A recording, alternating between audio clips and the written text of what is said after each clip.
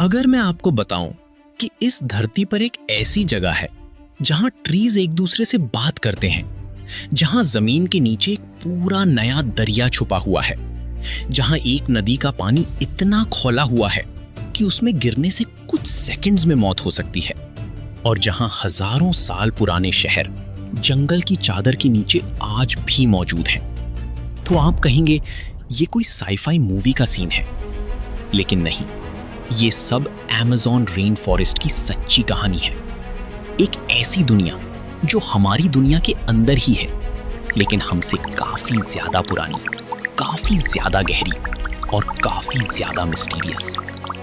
आज हम जाएंगे उस दुनिया के अंदर। अमेज़न रेन फॉरेस्ट 9 देशों में फैला हुआ है।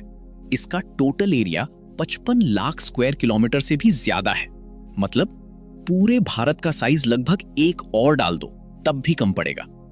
यहां 40,000 से ज्यादा पौधे की स्पीशीज है, 3 मिलियन से ज्यादा एनिमल स्पीशीज, और साइंटिस्ट्स का एस्टिमेट है कि अभी भी लाखों स्पीशीज ऐसी हैं जिन्हें हमने डिस्कवर ही नहीं किया। लेकिन अमेज़न सिर्फ एक जंगल नहीं है, ये प्लैनेट का सबसे बड़ा कार्बन सिंक भी है। हर साल 2 बिलियन टन CO2 अब्सॉर्ब करता है।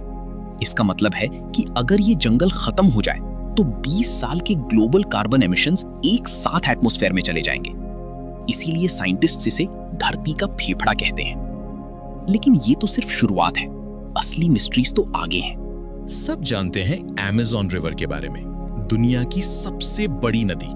लेकिन क्या आप जानते हैं कि अमेज़न के बिल्कुल नीचे एक और दरिया बह रहा है? हाँ, जमीन के नीचे। इसका नाम है हमजा रिवर। ब्राजील की नेशनल ऑब्जर्वेटरी ने इसको ऑफिशियली आइडेंटिफाई किया था। ये दरिया एंडीज माउंटेन से शुरू होकर अटलांटिक ओशन तक जाता है, अमेज़न रिवर की बिल्कुल सेम तरह। लेकिन वेट करो, ये तो और भी इंटरेस्टिंग है। अमेज़न रिवर 5 मीटर पर सेकंड की स्पीड से बहता है। Hamza river 1 millimetre per hour, मतलब अमेज़न रिवर से मिलियंस ऑफ टाइम्स स्लो। तो ये किसी को पता कैसे चला? 1970s और 80s में एक ब्राजीलियन ऑयल कंपनी पेट्रोब्रास ने यहां सैकड़ों वेल्स ड्रिल किए थे। बाद में साइंटिस्ट्स ने इन वेल्स का डेटा एनालाइज किया और पाया कि नीचे एक मैसिव अंडरग्राउंड वाटर फ्लो है। ये इतना बड़ा था कि एक रिसर्चर के नाम पर रख दिया, डॉक्टर वालिया हमजा के नाम पर। एक नदी जो दिखती नहीं, बसती नहीं, लेकिन है हजारों सालों से। अब सीधा पेरू जाते हैं, अमेज़न के एक और हिस्से में। वहां एक नदी है जिसका नाम है शानाई टिम्पिश्का, मतलब सन की गर्मी से गर्म। लोकल शामन्स और आदिवासी लोग इसको सालों से जानते थे, लेकिन साइंटिस्ट्स ने माना नहीं। उन्हें लगता था ये सिर्फ कोई किस्सा है। 2011 में एक पेरुवियन जियोलॉजिस्ट आंद्रेज रूसो, जो नेशनल जियोग्राफिक के यंग एक्सप्लोरर थे, अपने ग्रैंडफादर की कहानी सुनकर निकल पड़े और उन्होंने पाया कि ये नदी सच में एग्जिस्ट करती है। इसका पानी 86 डिग्री सेल्सियस से 100 डिग्री सेल्सियस तक, मतलब ऑलमोस्ट बॉइलिंग पॉइंट, और ये सब 4 किलोमीटर तक चलता है। अगर कोई इंसान या जानवर इस नदी में गिर जाए, सेकंड्स में गेम ओवर। लेकिन असली मिस्ट्री ये है, कोई वॉल्केनो नहीं है यहाँ के पास। Normally boiling springs volcanic areas में होते हैं, आइसलैंड में, येलोस्टोन में, लेकिन ये नदी नियरेस्ट वॉल्केनो से 700 किलोमीटर दूर है। तो ये पानी कहां से इतना गर्म होता है? साइंटिस्ट्स का थ्योरी है कि रेन वाटर जमीन में गहरा जाता है, जियोथर्मल एनर्जी एब्सॉर्ब करता है और फिर एक अंडरग्राउंड नेटवर्क के थ्रू वापस निकलता है। लेकिन एग्जैक्ट मैकेनिज्म अभी भी फुली अंडरस्टूड नहीं है। एक नदी जो सालों से लोग जानते थे, साइंस ने मानना रिफ्यूज किया, फिर एक बंदा निकला और सच साबित हो गया।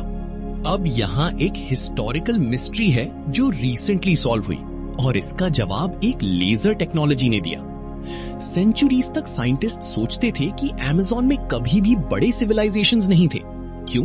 क्योंकि अमेज़न की जमीन बहुत बैरन है, न्यूट्रिएंट सिर्फ ऊपर की 10 सेंटीमीटर में है। तो इतनी बड़ी पॉपुलेशन कैसे सर्वाइव करती? लेकिन लाइडार टेक्नोलॉजी ने सब बदल दिया। लाइडार क्या है? ये एक लेजर बेस्ड स्कैनिंग सिस्टम है जो जंगल की हर एक पत्ती के नीचे की जमीन का मैप बना सकता है। प्लेन में लगा के फ्लाई करो और ट्रीज डिसअपियर हो जाते हैं डिजिटल मैप में, सिर्फ जमीन दिखती है। और जब साइंटिस्ट्स ने अमेज़न पे ये यूज किया, उनकी आंखें खुली की खुली रह गईं। इक्वाडोर के उपानो वैली में एक आर्कियोलॉजिस्ट स्टेफन रोस्टेन ने 1995 में ग्राउंड सर्वे में कुछ सैकड़ों माउंट्स देखे थे। 2021 में लाइडार से दोबारा देखा तो पाया सैकड़ों नहीं, हजारों माउंट्स थे। पूरी एक 3000 साल पुरानी सिटी जंगल के नीचे छुप के बैठी थी। बोलिविया के अमेज़न में भी रिसर्चर्स ने डिस्कवर किया कि 500 सीई से 1400 सीई तक एक एडवांस्ड सिविलाइजेशन थी, कासाराबे कल्चर। उनके पास रोड्स, कैनाल्स, फार्मिंग फील्ड्स और कॉम्प्लेक्स आर्किटेक्चर था, यूरोप की कंटेम्पररी सिविलाइजेशंस के बराबर। मतलब जब यूरोप में डार्क एजेस था, अमेज़न में एक एडवांस्ड सिटी थी, और हम 2020s में जाके जाने। ये सिर्फ डिस्कवरी नहीं है, ये हमारी पूरी सोच बदल देने वाली बात है। एक और बात, हमने कहा ना कि अमेज़न की जमीन बैरन है, तो फिर ये पुरानी सिविलाइजेशन सरवाइव कैसे करती थी? आंसर है एक मिस्टीरियस सॉइल जिसका नाम है टेरा प्रेटा, मतलब ब्लैक अर्थ। यहां जमीन की सॉइल थिन और न्यूट्रिएंट पुअर होती है, लेकिन कुछ जगहों पर एक डार्क, रिच, फर्टाइल सॉइल है जो 1000 साल से ज्यादा पुरानी है। और ये सॉइल आज भी अपने आप को रीजनरेट करती है, मतलब खुद अपनी फर्टिलिटी बनाए रखती है थ्रू माइक्रोब्स। साइंटिस्ट्स जानते हैं कि एंशिएंट अमेज़न ट्राइब्स ने ये बनाई थी, charcoal, bones, food waste mix करके। लेकिन पूरी रेसिपी किसी को नहीं पता। क्यों? क्योंकि जितना भी मॉडर्न साइंस ट्राई करे, सेम क्वालिटी की टेरा प्रेटा बना नहीं सकती। 1000 साल पुरानी सॉइल जो आज के साइंटिस्ट्स रिप्रोड्यूस नहीं कर सकते।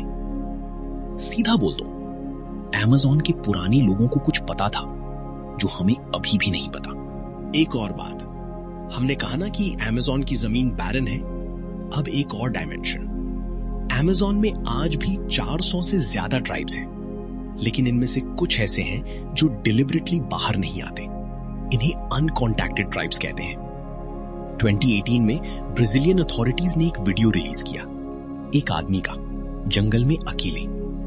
ये था वो इंसान जिसे वर्ल्ड ने नाम दिया the man in the hole. माना जाता था कि उसकी पूरी ट्राइब 1995 में फार्मर्स के हाथों मारी गई थी। ये अकेला सर्वाइवर था और उसने कभी एक बार भी कॉन्टैक्ट एक्सेप्ट नहीं किया। रिसर्चर्स काफी सालों तक उसके पास कुछ गिफ्ट्स रखा करते थे, टूल्स, सीड्स। वो ले जाता, लेकिन मिलता नहीं। 2022 में उसकी नेचुरल डेथ हो गई। उसके बारे में सिर्फ इतना पता है कि वो था। उसकी लैंग्वेज, उसका नाम, उसकी कहानी सब जंगल के साथ ही रह गई। ये सिर्फ एक इंसान की कहानी नहीं, ये एक पूरी दुनिया की कहानी है जो हमसे मिलना ही नहीं चाहती। एक लास्ट फैक्ट जो शायद सबसे ज्यादा माइंड ब्लोइंग है, अमेज़न रेन फॉरेस्ट अपनी खुद की बारिश जनरेट करता है। कैसे? ट्रीज इतना ज्यादा वाटर इवेपोरेट करते हैं कि वो पानी की एक फ्लाइंग रिवर बनाते हैं एटमॉस्फेयर में। ये मॉइस्चर क्लाउड्स बनती हैं और फिर अमेज़न के अंदर ही बारिश के रूप में वापस आती हैं। अमेज़न एक सेल्फ सस्टेनिंग मशीन की तरह काम करता है, लेकिन साइंटिस्ट्स वार्न कर रहे हैं, अगर ये फॉरेस्ट एक सर्टेन पॉइंट से ज्यादा कट हो जाए, ये साइकिल टूट जाएगी, बारिश कम हो जाएगी, फॉरेस्ट सवाना में बदल जाएगा खुद से।